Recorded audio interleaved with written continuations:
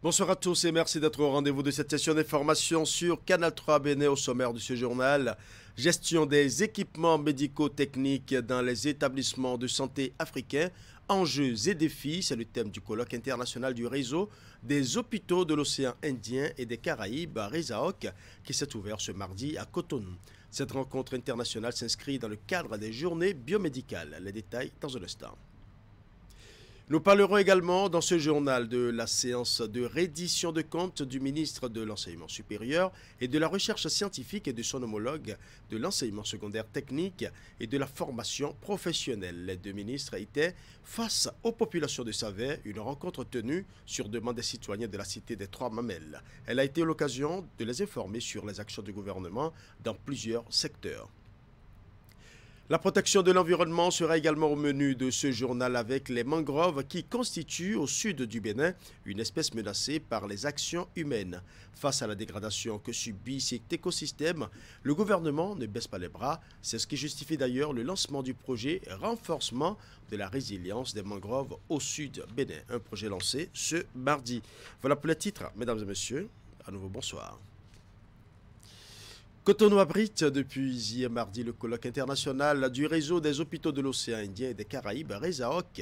Le thème retenu s'articule autour de la gestion des équipements médico-techniques dans les établissements de santé africains, les enjeux et les défis. Ce colloque international du Rézaoc s'inscrit dans le cadre des journées biomédicales. Retour sur la cérémonie d'ouverture des travaux. Plus de 300 participants du monde de la santé sont conviés à ce rendez-vous d'envergure internationale. On parle des journées biomédicales du réseau des hôpitaux de l'océan Indien et des Caraïbes, Rézaoc. Les acteurs tentent d'harmoniser leurs réflexions autour du thème « Gestion des équipements médico-techniques dans les établissements de santé africains, enjeux et défis ». Nous sommes confiants, vu l'adhésion, la diversité des profils et des partenaires que Cotonou marquera d'une encre indélébile un tournant dans la mobilisation, la motivation du monde médical, voire même le repositionnement du système hospitalier face aux enjeux en termes d'accessibilité, de sécurité et de qualité pour les populations d'ici et d'ailleurs. Ces journées, une fois de plus, ont vu le jour grâce au soutien traditionnel des partenaires dont l'Organisation mondiale de la santé, l'Agence française de développement et bien d'autres. Ils réitèrent leur engagement aux côtés du réseau. Ce colloque s'inscrit dans la volonté de la France de répondre aux grands défis de la santé mondiale que sont l'accès équitable aux services de santé et la prévention. Nos experts ne manqueront pas de partager avec vous les réalisations ainsi que les travaux en cours en appui aux États membres en application de la 75e Assemblée mondiale de la santé. Les travaux vont durer 3 jours et permettront aux autorités béninoises de prendre des mesures hardies en vue de l'assainissement et de la gestion des équipements médicaux dans les formations sanitaires. L'assurance vie des équipements reste une préoccupation, que dis-je, un défi majeur qui passe forcément par la gestion de la maintenance des équipements dans nos hôpitaux. Ce problème a fait l'objet de profondes réflexions dans notre pays qui ont débouché sur les réformes opérées dans ce secteur en juillet 2023 avec la création d'une nouvelle agence, l'Agence nationale de la maintenance hospitalière, dont la mission exclusive est axée justement sur cette maintenance hospitalière. Une visite guidée des officiels a donné à voir quelques équipements de dernière génération dans la spécialité biomédicale. Les regards sont désormais tournés vers l'édition 2024 qui se tiendra à Dakar, au Sénégal. En politique, le Parti communiste chinois et le bloc républicain sont désormais ensemble pour améliorer la qualité de militantisme politique et les techniques modernes de communication politique. Les deux partis politiques s'engagent dans une coopération pour renforcer les compétences des responsables et des militants à travers des formations. C'est d'ailleurs cette collaboration qui justifie la visite d'une délégation du Parti communiste chinois au siège du bloc républicain à Cotonou ce mardi. Reportage. La coopération de plus en plus sincère et manifeste entre le Bénin et la Chine impacte aussi l'échiquier politique national. Une délégation du Parti communiste chinois est à Cotonou en visite de travail de 2 jours après l'épisode de découverte de cette formation centenaire de Chine par la partie béninoise. Fort de l'état actuel des relations entre les 2 pays et au vu des différents événements ayant marqué dernièrement la diplomatie sino-béninoise, cette descente au bloc républicain relève de l'ordre normal de déroulement d'un agenda de partenariat fructueux. Cette délégation a pour l'objectif de promouvoir l'aboutissement des consensus aboutis par les 2 chefs d'État, M. Patrice Talon et M. Xi Jinping, pour renforcer davantage les échanges entre partis politiques sino-béninois. Donc le Bénin est un partenaire très important dans la région de l'Afrique de l'Ouest. Depuis plus de 50 ans, les relations entre nos 2 pays ont été marquées par une sincérité et une amitié très importante. Et nous restons toujours pour le principe de traitement égal et sincérité. Sur le plan politique, il était question donc de réchauffer un peu le partenariat qui existe entre le Parti communiste de la Chine et notre parti, le Bloc républicain. Donc nous avons déjà fait une visite de travail avec un certain nombre de cadres en Chine. Donc en retour, la délégation a été envoyée ici au Bénin pour rencontrer les partis politiques, surtout les 2 partis politiques soutenant les actions du chef de l'État, M. Patrice Talon, l'UP et puis le Bloc républicain. C'est un moment de transfert de compétences. Le Bloc républicain entend profiter de l'expérience du Parti communiste chinois en termes de formation au militantisme de qualité. Les avancées technologiques du PCC en matière d'information et de communication politique retiennent également l'attention de la partie béninoise. Le BR souhaite profiter de ce partage d'expérience. Une visite de travail est en train de se peaufiner pour qu'une délégation du parti puisse aller là-bas sur la question de la formation des formateurs pour former donc un certain nombre de cadres du parti, le BR, pour qu'ils puissent revenir à leur tour former nos militants à la base. Parce qu'un parti, c'est d'abord la discipline ne vient que de la formation. Nous allons former donc nos militants pour un militantisme de succès pour notre parti. Donc en dehors de ça, il y a la question maintenant de l'information et de la communication. Vous savez, la Chine est un des pays phares en matière de communication, de nouvelles technologies aujourd'hui. Les 2 parties s'offrent mutuellement des présents symboliques au détour de la séance de travail ayant sanctionné cette visite. Un signe qui témoigne de la vitalité qui caractérise ce partenariat de taille entre les 2 formations politiques. Parlons à présent de la séance de reddition de comptes du ministre de l'Enseignement supérieur, de la Recherche scientifique et de son homologue de l'enseignement secondaire technique et de la formation professionnelle avec les populations de Savet. La rencontre est organisée sur demande des citoyens de la cité des Trois Mamelles et elle a été l'occasion de les informer sur les actions du gouvernement dans plusieurs secteurs. Les échanges ont été aussi le cadre de recueillir les doléances des populations. Plus de précisions dans ce reportage signé Imet Hélène Amosso. Pour l'occasion, l'oratrice principale avait à ses côtés son homologue de l'enseignement secondaire technique et de la formation professionnelle. La rencontre tient lieu de séance de reddition de comptes. Elle est initiée sur demande des populations. Vous êtes nombreux à chercher les informations. Nous sommes là pour vous. On a d'abord voulu faire l'option de nous là, parce qu'on a pris des échantillons parmi toutes les cibles de la population. De sorte que quand c'est comme ça, on se parle entre nous, on travaille et après on se retrouve pour dire qu'est-ce qu'on a fait ensemble. Et quand on va se retrouver pour dire qu'est-ce qu'on a fait ensemble, on aura suffisamment marché. En ce moment-là, on peut se retrouver encore en plein air parce qu'on aurait invité les autres populations, sera nombreux. Je pense qu'il est important que de temps à autre, nous vivions comme cela pour échanger. C'est bon pour vous, c'est bon également pour nous. Ça permet d'éviter l'intoxication. En tout cas, ça permet d'avoir la bonne information. Avec pour objectif d'éclairer l'assistance sur la vision du gouvernement, la rencontre a également permis de présenter aux invités les réalisations de l'exécutif dans la commune de Savet, du secteur de l'éducation à la microfinance et bien d'autres. Un point des projets en cours et ceux en perspective ont été exposés.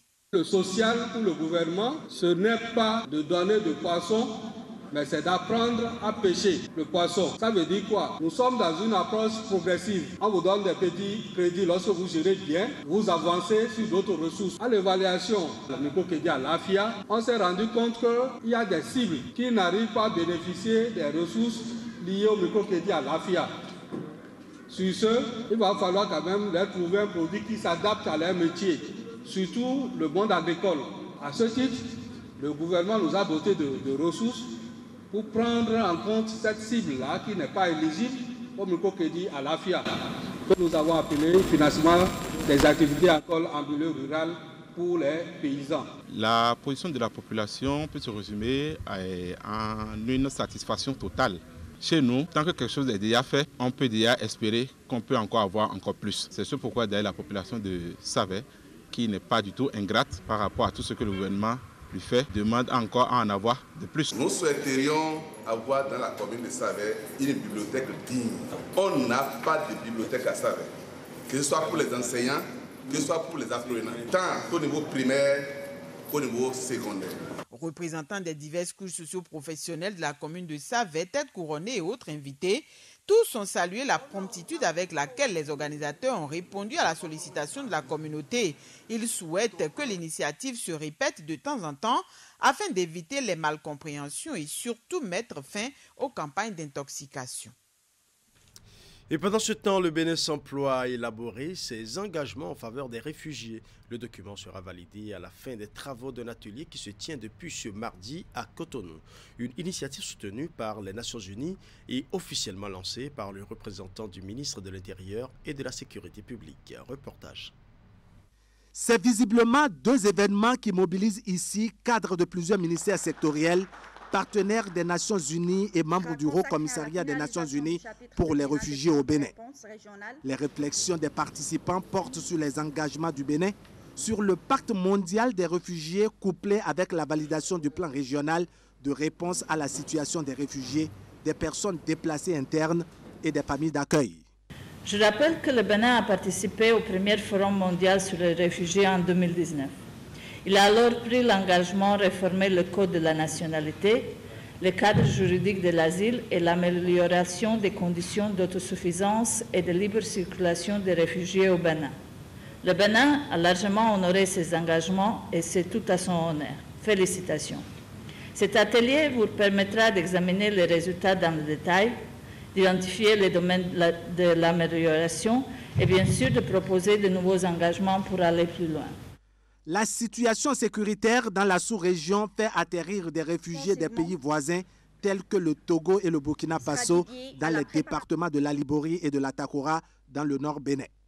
Dans son plan de réponse, le gouvernement béninois a fait décaisser des ressources financières pour leur prise en charge assortie de bien d'autres avantages. Dans la stratégie de coordination des réponses aux besoins des réfugiés, le pacte mondial sur les réfugiés fournit un plan global de réponse pour permettre aux gouvernants d'appuyer les communautés d'accueil afin de renforcer leurs capacités et faciliter le séjour des réfugiés dans un contexte de contribution à la vie productive.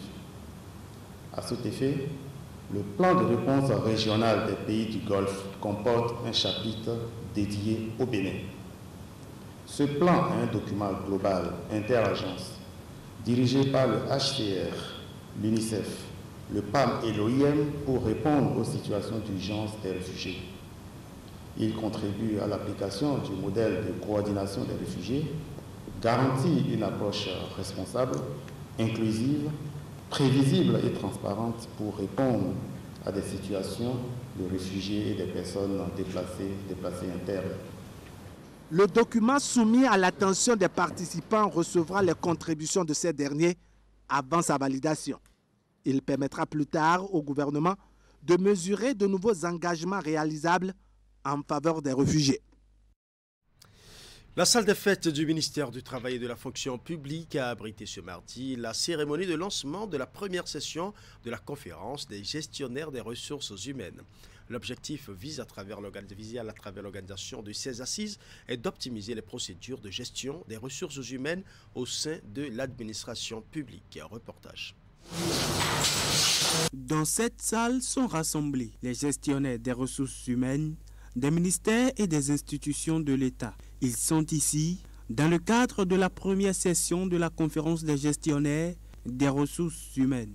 Il s'agit d'une initiative faisant suite au diagnostic stratégique du plan national de développement 2018-2025 et s'inscrivant dans le cadre de la réalisation du programme d'action du gouvernement 2021-2026. Le ministère du Travail et de la fonction publique envisage, entre autres, la poursuite de la dématérialisation des services publics, l'amélioration de la gestion des carrières et la poursuite de la remise automatique des livrets de pension, y compris au travail du secteur privé. La conférence des gestionnaires des ressources humaines de l'État constitue un cadre privilégié de réflexion et de partage de bonnes pratiques pour relever le défi d'une administration performante, capable de délivrer des services de qualité aux usagers clients. Au total, 4 communications sont prévues dans le cadre de cette conférence. Vous aurez à suivre dans cette matinée 2 communications portant l'une sur la nouvelle procédure de conduite des dossiers disciplinaires et l'autre sur la digitalisation des actes d'administration du personnel. Ensuite, suivront demain 2 autres communications, l'une sur la validation des services auxiliaires et l'autre sur le processus de réintégration dans la fonction publique des fonctionnaires de l'État ayant bénéficié d'une mise en disponibilité.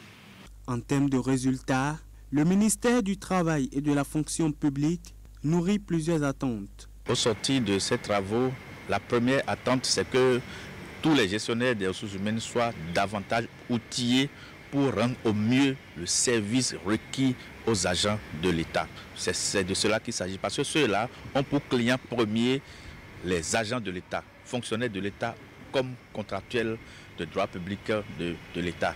La première session de la conférence des gestionnaires de ressources humaines s'étend sur 2 jours. La cérémonie de lancement a été suivie du démarrage de la première communication. Parlons environnement à présent avec les mangroves qui constituent au sud du Bénin une espèce menacée par les actions humaines. Face à la dégradation que subit cet écosystème, le gouvernement ne baisse pas les bras. C'est ce qui justifie d'ailleurs le lancement du projet Renforcement de la résilience des mangroves au sud Bénin. Un projet lancé ce mardi 24 octobre à Cotonou, à Somonkani, à Sombo.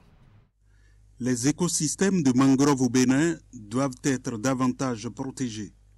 Le lancement du projet récapitulatif le mardi 24 octobre va permettre le renforcement de la résilience des mangroves du sud Bénin.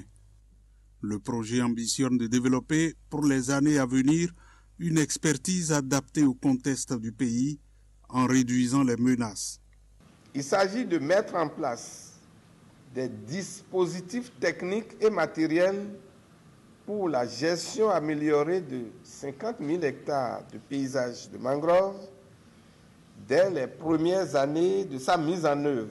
L'action s'étendra à 90 000 hectares supplémentaires dans les sites Ramsar 10-17 et 10-18 avant la fin du projet.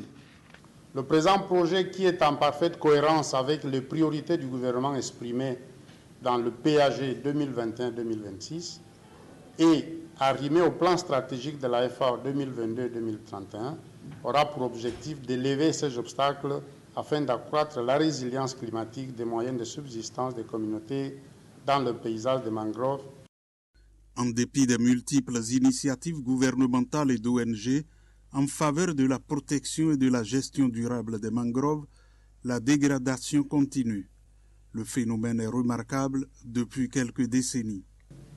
Devant de telles menaces, des initiatives fortes, nombreuses, ont été prises par le gouvernement de son Excellence, le président Patrice Talon.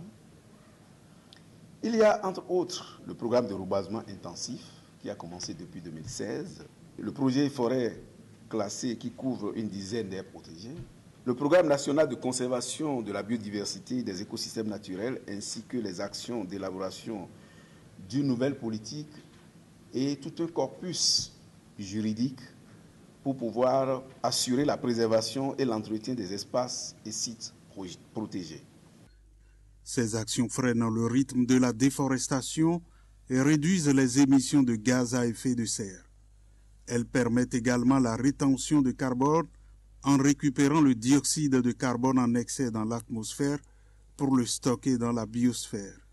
Au sud de Bénin, les écosystèmes de mangroves sont des formations végétales naturelles qu'on trouve dans les zones humides. Vous l'avez suivi toute la semaine, la descente des transporteurs à la frontière de Malanville pour constater l'état dans lequel végètent actuellement les chauffeurs et les camions. Et c'est une rencontre qui est sanctionnée par une assemblée générale du Centra INAB à Kandi. Une rencontre de restitution pour mettre tous les transporteurs au même niveau d'information et en profiter pour adresser un plaidoyer à la CEDEAO à travers le président Patrice Talon pour une ouverture rapide des frontières avec le Niger. Les assises de Kandi sont animées par l'Agence nationale des transports terrestres sur la gestion électronique des fret, l'une des réformes pour améliorer les conditions de travail des transports. Nous allons suivre.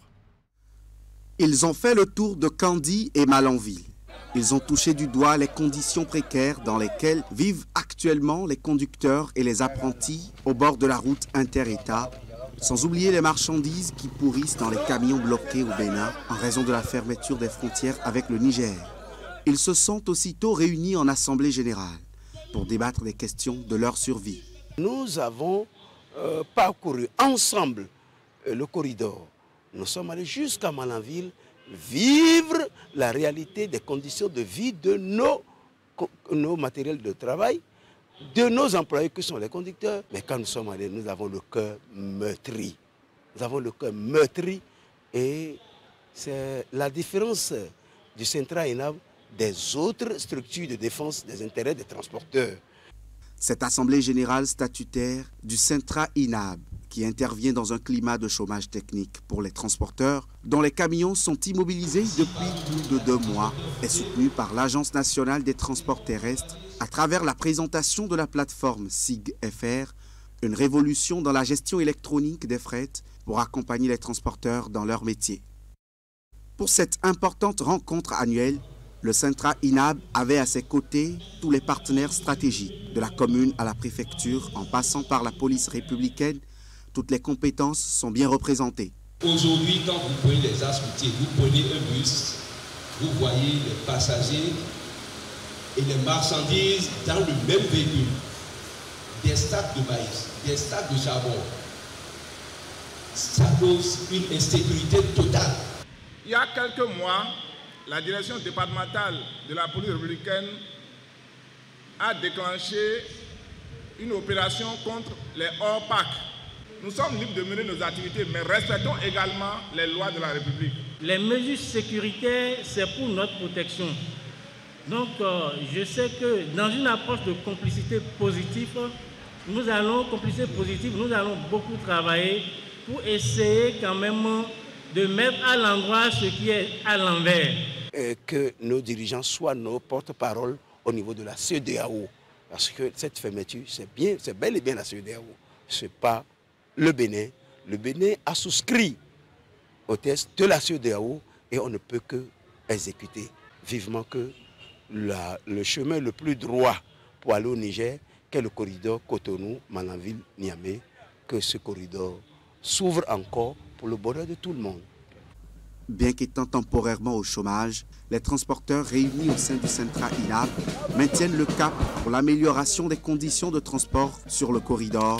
C'est une note de satisfaction pour Rabius Garba et ses camarades.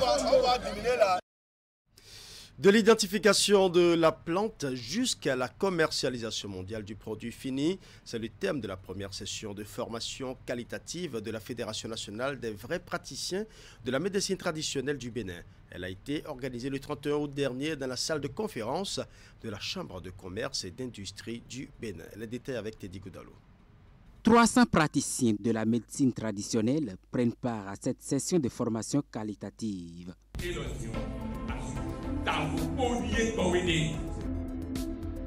Initié par la Fédération nationale des vrais praticiens de médecine traditionnelle du Bénin, les échanges tournent autour de la thématique de l'identification de la plante jusqu'à la commercialisation mondiale du produit fini.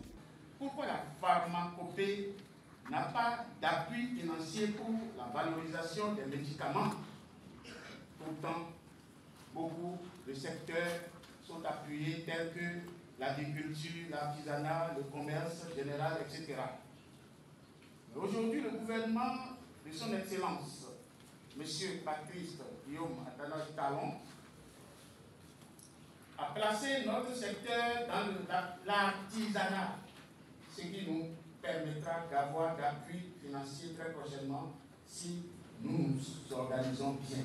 La Fédération nationale des vrais praticiens de médecine traditionnelle du Bénin regroupe des associations nationales, des ONG pour la promotion de la pharmacopée et de médecine traditionnelle du Bénin. Ces assises se tiennent à l'occasion de la commémoration de la Journée africaine de la médecine traditionnelle. Notre génération doit s'évertuer à mieux faire, oui, à mieux organiser ce secteur avec l'appui des autorités politico-administratives prêtes à nous accompagner. Le gouvernement, étant le garant de la santé publique, veut un secteur discipliné, organisé, sérieux, efficace et averti, qui joue valablement son rôle de bonne complémentarité en matière de santé aux côtés de la médecine moderne. Le mardi 31 octobre 2023, cap sera mis sur le département du Koufo où se tiendra la deuxième session de cette formation. Ainsi se referme ce journal que je vous remercie d'avoir suivi. Tout le plaisir était pour moi de rester en votre compagnie. Bonne soirée à chacun et à tous.